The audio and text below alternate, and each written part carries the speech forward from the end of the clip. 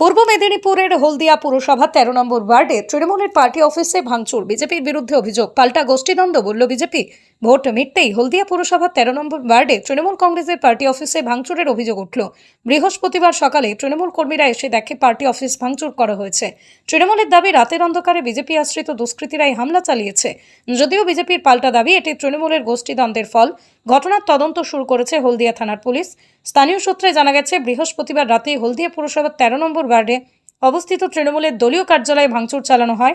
অফিসের chair, table, banner, flakes ছিঁড়ে ফেলা হয় বলে অভিযোগ।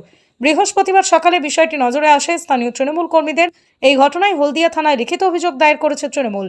হলদিয়া শহর তৃণমূল কংগ্রেসের সহসভাপতি জ্যোতিপ্রসাদ দাস বলেন, শেষ দফার ভোট শেষ হতেই বিভিন্ন এক্সিট পোলে বিজেপিকে এগিয়ে দেখানো হচ্ছে। তারপরেই রাতের অন্ধকারে বিজেপি আশ্রিত দুষ্কৃতীরা আমাদের ১৩ নম্বর ওয়ার্ডের পার্টি অফিস ভাঙচুর করেছে।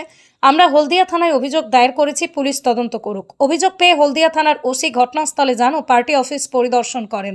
পুলিশ সূত্রে জানা গেছে, অভিযোগের ভিত্তিতে তদন্ত শুরু হয়েছে।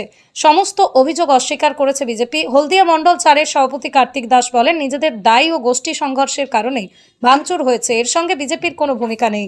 আমরা সকালে ধরুন আমরা অফিসে ছিলাম 10:30 11টা পর্যন্ত। যা বর্ষা আসার পরে আমরা চলে যাই। কারা কারা করতে পারে? তারা তো আমরা দেখিনি, তবে আমাদের আনুমানিক যে ওই যে বিজেপি এক্সিট পুলে এগিয়ে আছে, এইটা দেখে হয়তো বিজেপির কিছু দুষ্কৃতী এইসব করেছে। আমি কাউকে না দেখে তো নাম বলা যাচ্ছে না।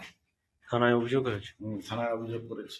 পুলিশ এসেছিল? পুলিশ এসেছিল, বড়বাবু এসেছিল এবং অফিসার এসেছিল, এসডিপিও সাহেব এসেছিলেন। কি বলছি? ওনারা আশ্বাস দিয়ে গেছেন যে আমরা কমপ্লেন করতে বলছিলেন, আমরা করেছি। তো ওনারা বলে গেছেন ঠিক আছে, আমরা দেখছি।